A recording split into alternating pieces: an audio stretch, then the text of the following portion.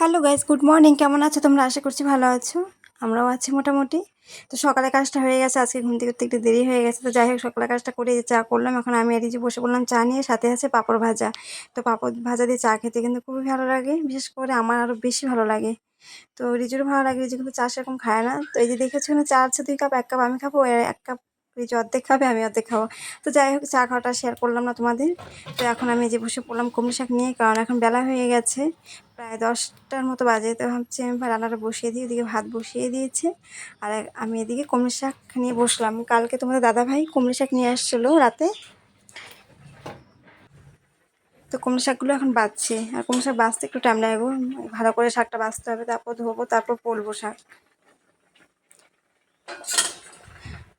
তো পুরো ভিডিওটা কিন্তু দেখবে বন্ধুরা, প্রথম থেকে লাস্ট পর্যন্ত।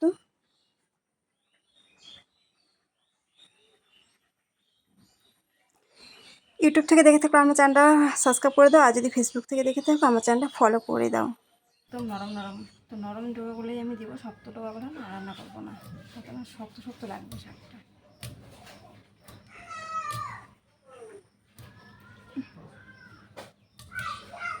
তো কখন থেকে না মাছিটা খালি কখন থেকে ঘুরে ঘুরে আমার মুখের সামনে আসছে, যতবার তাড়িয়ে দিই ততবারই আসে। রাগ উঠে পড়ছে, আমার এমনিতে দেরি হয়ে গেছে, তো একটু তাড়াতাড়ি কাটছি আমি। আমি বলছি কুমড়ো শাকটার দিকে ভাত প্রায় হয়ে গেছে, মনে হয় ভাতটা নামিয়ে ফেলবো।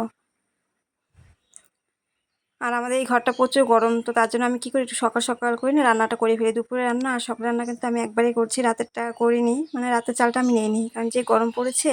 রাতে আমাদের ভাত খেতে খেতেই প্রায় 10:30 বাজে। তোমাদের দাদাভাই কাজের থেকে আসে কোনো দিনও 8টা, কোনো দিনও 9টা, 9:30 বেজে যায় রাত। তো তার জন্য কী করি, রাতে আমি না একটু দেরি করে বসিয়ে দিই। তো এখন যে যতটুকু চাল নিয়েছি আমার আর রিজুর হয়ে যাবে এখন আর দুপুরে। তো যাই হোক, কাটাটা প্রায় হয়ে গেছে।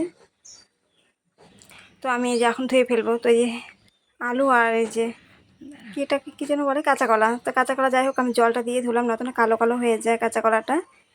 তো এই যে ভালো জল দিয়ে ধুলাম, এখন কল থেকে ধুয়ে নিয়ে আসলাম। তো আজকে কাঁচা কলা আলু তরকারি করবো, ঢেঁকে শাক করবো, আর হচ্ছে তোমার এই যে কুমড়ো শাক করবো। তো কালকে না ঢেঁকে শাক ছিল 2 আটি, তো ভাবছি রান্না করে ফেলি, নতুন কীরকম হয়ে গেছে শাকটা কালো কালো। তো পুরো ভিডিওটা দেখো বন্ধুরা। আমি এখন এই ব্লগগুলো না একটু ছোট ছোট দিচ্ছি। তো ঠিক আছে, রাখছি এখনের মতো, টাটা।